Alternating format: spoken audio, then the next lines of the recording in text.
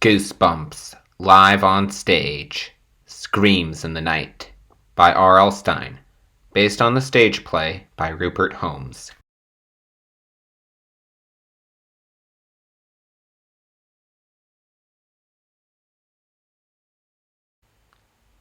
Chapter 1.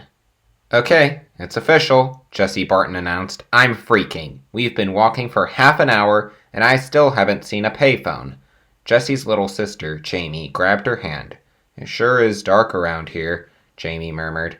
9-year-old Jamie was skinny and small, with bright brown eyes, a mop of curly brown hair, and a turned-up nose. And at 14, Jessie was Jamie's opposite. She was tall, with straight light brown hair and green eyes.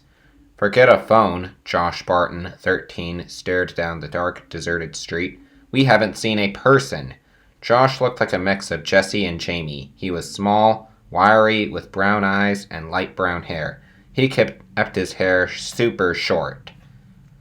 This is the creepiest, emptiest, darkest, spookiest place I've ever seen, Skate Palmer added. But I'm not scared or anything. Skate was Josh's friend, and a total loser, Jessie thought. He was taller than Josh, with straight dark hair that hung over his eyes. Jessie glanced up and down the foggy street. All the shops were closed. They looked as if they'd been closed forever. She gazed up at the windows of the buildings. Not a single one was lit. Doesn't anybody live in this weird town? The only thing lit up around here is the bridge, Josh said. The Van Wyatt Bridge loomed in front of them, very far away. Jessie's house was on the other side of that bridge. It would be an awfully long walk home, especially late at night. At least we won the basketball game, Skate said. Go Tigers! Skate's mom had dropped off the 4 of them at Colville Middle School that evening. But after the game, no one came to pick them up. Jessie, Jamie, Josh, and Skate waited outside Colville's gym for 45 minutes.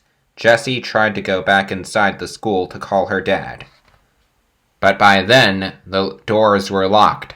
I know what happened, Skate suggested. Your dad is busy doing one of his experiments with dead monkeys, and he's forgotten we exist. Not monkeys, lizards, Jamie corrected him. Mr. Barton was a scientist who worked with animals. Jessie tuned them out and turned another corner. Please let there be a phone, she prayed silently, or a gas station, or a house with a light on, something, anything. That's when she noticed the glow. It came from an old shop window. The glass was so dusty. Jessie could barely see through it. Hey, Jessie called to Skate and Josh. Look at this. 3 worn marble steps led up to the shop door. The shop itself was the ground floor on the narrow, crumbling 2-story wooden building. Black paint peeled off the outer walls. Jamie read the sign over the store, painted in chipped gold paint. The Doomsday Bookshop.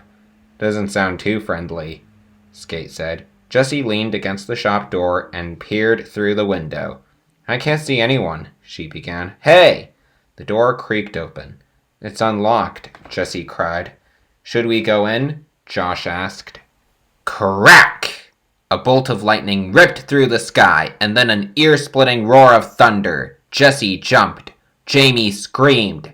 Josh grabbed the doorknob. I'm going in. He pushed the door open. The others followed. Hello? Jessie called. Anybody here? No one answered. This is a bookshop? Skate muttered.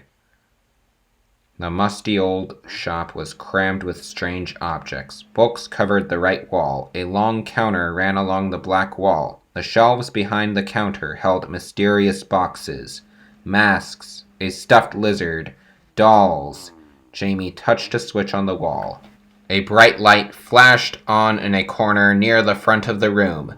Whoa! Skate nearly jumped out of his sneakers. A huge, life-sized gorilla crouched under the light. Its eyes seemed to glitter hungrily. Jessie's heart skipped a beat when she saw it.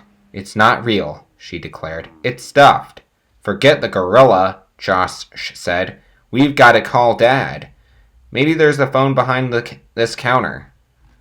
Josh, Jesse, and Jamie ducked behind the counter to look for a phone. Here's an old wind-up record player, Jesse called to Skate. She stood up and glanced across the room. No. Oh, Jesse gasped.